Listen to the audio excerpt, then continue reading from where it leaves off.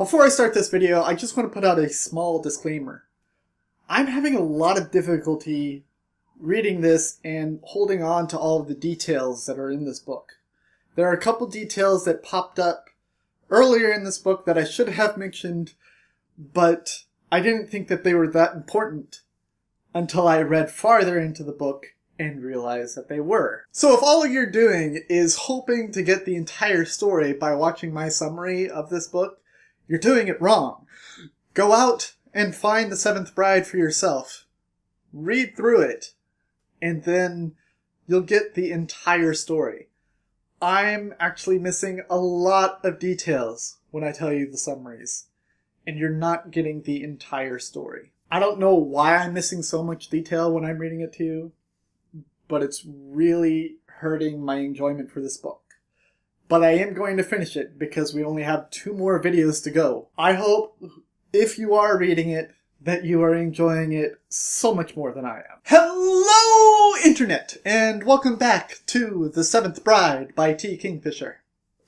Today we are covering chapters 19 through 23.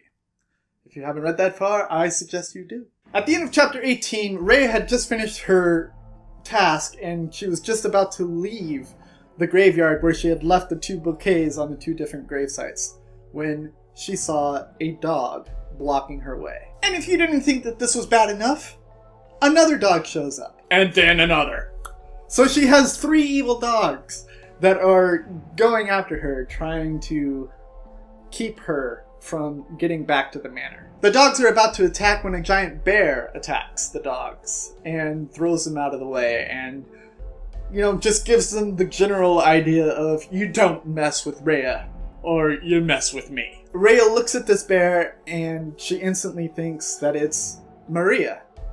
But that idea is crazy. And she actually talks herself through how crazy that idea really is. And then she realizes that this bear is not Maria, but Maria's familiar. Because Maria used to be a witch, and her husband took away all of her magic. The bear helps Rhea leave the area, and they find a path. And the bear starts trailing off the path, and Rhea decides that there's just enough time to take a slight excursion. She follows the bear, and she looks out on the area, and it's nothing like she's ever seen before. She does not recognize the land that she's looking at. And she looks down at the grass, and there's waves of grass coming closer, which means that there's things in the grass coming for her. The bear just kind of makes a noise, the things stop, and they retreat. And then Rhea decides it's time to go back to the manor. Rhea makes it back in plenty of time, and she finds Maria sleeping in the seated position in the kitchen. And she's talking about how she met this bear. And Maria's like, oh, that thing's still out there? She'll just do whatever she wants. The husband comes in, and he is pissed.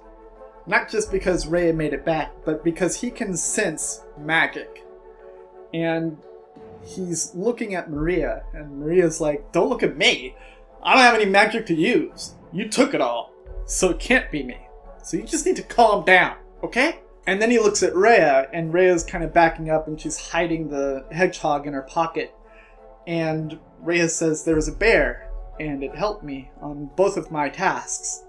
And the husband accuses her of cheating. And she accuses him of cheating, because why would you get rid of the path after I finish my task? Isn't that cheating enough? She's talking with Maria, and Maria says that the manor itself touches many forests, but it doesn't explain exactly how that works.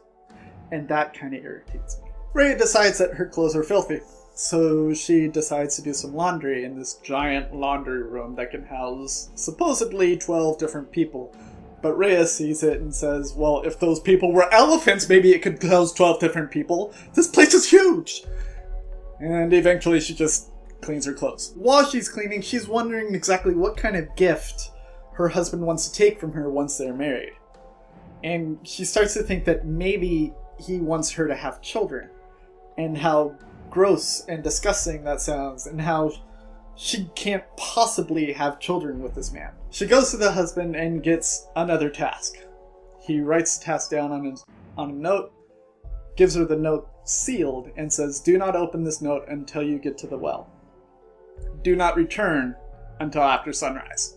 Once he tells her that she's not allowed to return until after sunrise, I'm thinking that this is going to be an endurance test. Something that she would want to run away from as quickly as possible, but she needs to stay there until after sunrise. Oh boy, how wrong could I be? Rhea takes the note and she goes to the well.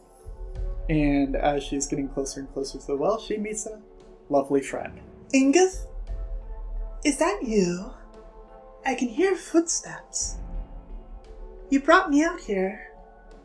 Why am I here? Ingith?" Sylvia is waiting at the well when Rhea gets there. And Rhea says, "I'll take you back to the manor. Just hold on 1 second." And she picks the note out of her pocket and she opens it up. And you'll never guess what it says. "Kill her." That's all it says. That's all it needs to say. She reads it many, many times after it, hoping that it doesn't actually say that. But that's exactly what it says. And a wave of relief kind of washes over Rhea. She's been dreading the moment that she actually fails the task. And here it is. The task that she cannot do. And relief flows over her because she didn't fail it because she was unable to do it. She failed it because she chose to fail it. Rhea crumples up the note, tosses it into the well, grabs onto Sylvie's hand, and walks her back to the manor around midnight. She walks in and she talks with Maria and says, "That bastard wanted me to kill this lady."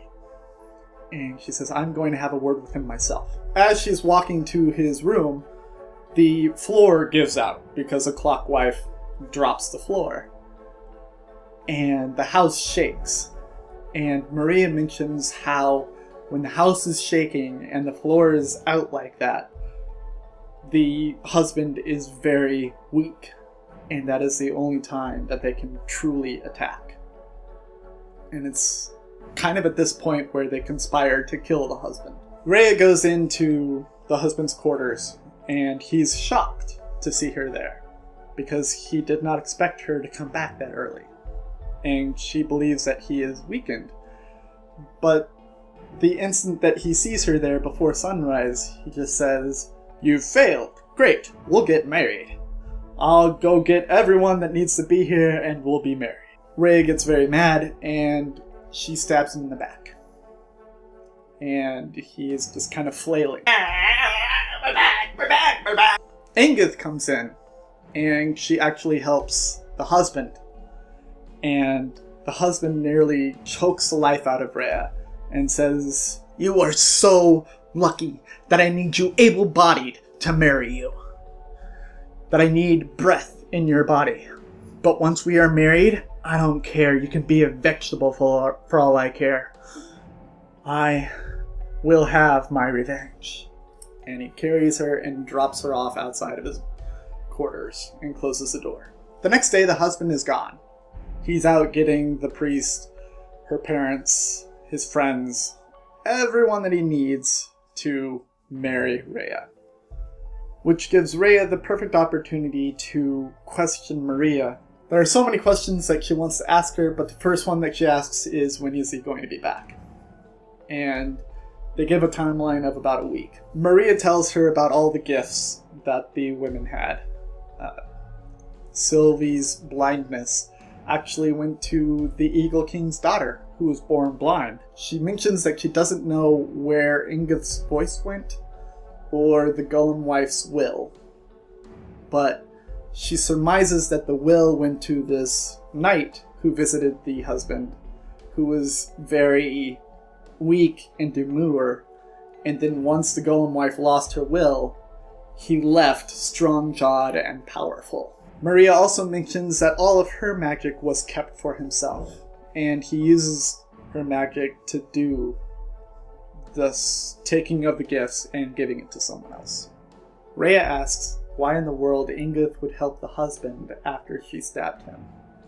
And Maria explains that Ingith believes that her gift was taken because she was being punished.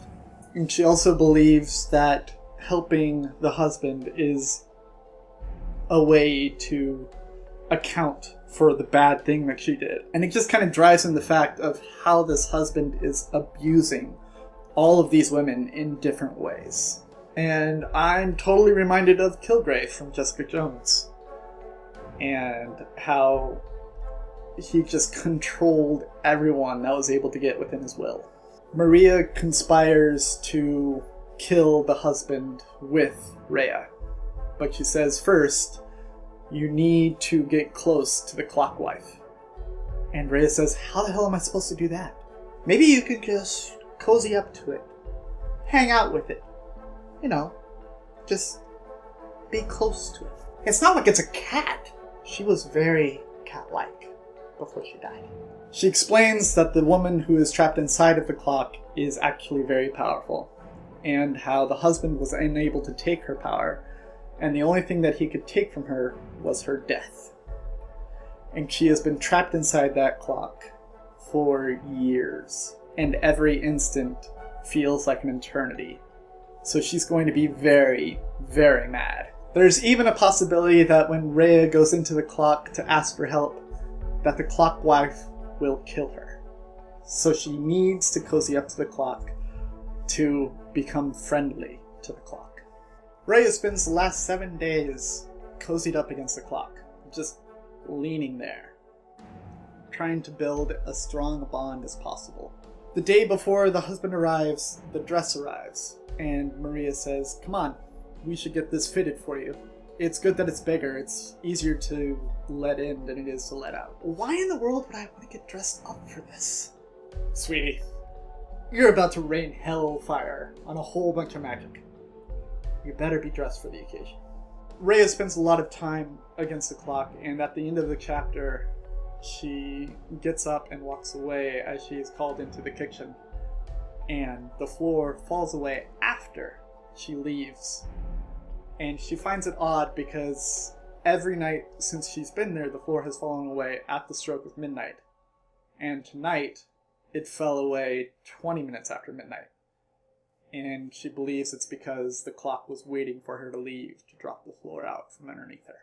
The question that I have for today, because these chapters were all about Rhea trying to figure out what her gift was that the husband is going to take from her once they're married. What gifts do you have that you believe people would want to take from you to give to someone else? Whether it's a talent, whether it's a behavior, whether it's a physical trait, what gifts do you believe you have that others would want? The question from yesterday was, which of these 7 wives do you identify with the most? I wish I could say I identify with Maria the most, but I don't. I identify with Ingith the most because I'm very quiet, and I'm always punishing myself far too much than I need to. It's something that I'm working on, something that I'm trying not to do, but if I'm being honest with myself, it's something that I do almost every day of my life. Well, that about does it for today's chapters. Don't forget that next week we are reading Pest Control by Bill Fitzhugh. Go out and get it by any legal means necessary.